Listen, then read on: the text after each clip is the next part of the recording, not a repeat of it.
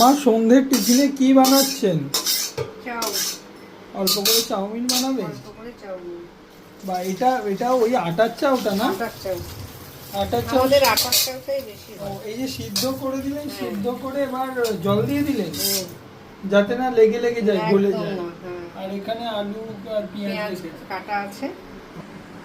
কড়াইয়ে সাদা তেল দিয়ে দিলেন। হুম। সাদা তেলটা হয়ে এলে শুকনো লঙ্কা,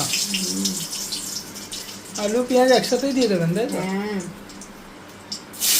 আলু পেঁয়াজ একসাথে দিয়ে ভেজে নেবেন।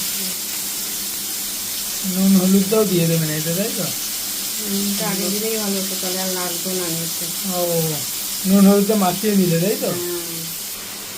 কাঁচা লঙ্কা দিলে স্মেলটাও হবে, প্লাস একটু ঝালও হয়ে যাবে। একটা লঙ্কা দিয়ে তো ঝাল হবে না। ডিমটা কখন দেবেন? ডিমটা আলুটা একটু ভাজা ভাজা হবে। ও, আলুটা একটু ভাজা ভাজা হবে। একটু বাদাম দিয়ে দিলেন, তাই তো? এই বাদাম দিয়ে এইটা একদম নর্মাল চাউমিনটা খেতেও বেশ ভালো লাগে। এতে হালকা হলুদ চলে গেল। না, সিদ্ধ করে নিইনি। একবারে মানে এর মধ্যে হলুদ দিয়ে দিলেন, তাই তো? হ্যাঁ, একবারে শর্টকাটে চাউমিন যাকে বলে, তাই না?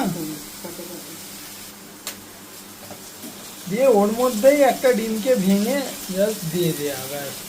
আর নুন তো দেয়াই আছে। একটা নয়, দুটো ডিম দিচ্ছেন মা? হ্যাঁ।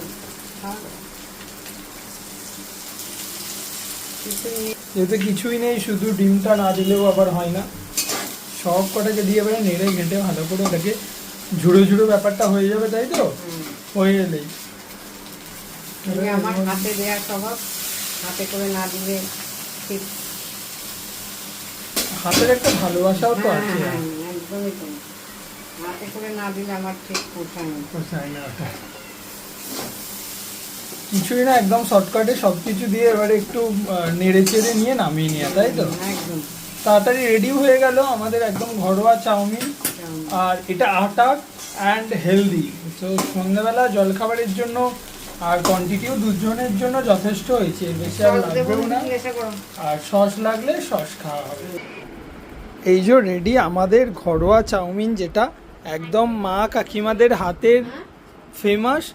আর এটা অনেক সাদা মাটা, জানেন তো, কিন্তু এটার মধ্যে একটা অসম্ভব মায়ের ভালোবাসা, মমতা এগুলো জড়িয়ে থাকে। আর এটা আমাদের বাঙালি সব বাড়িতেই হয়।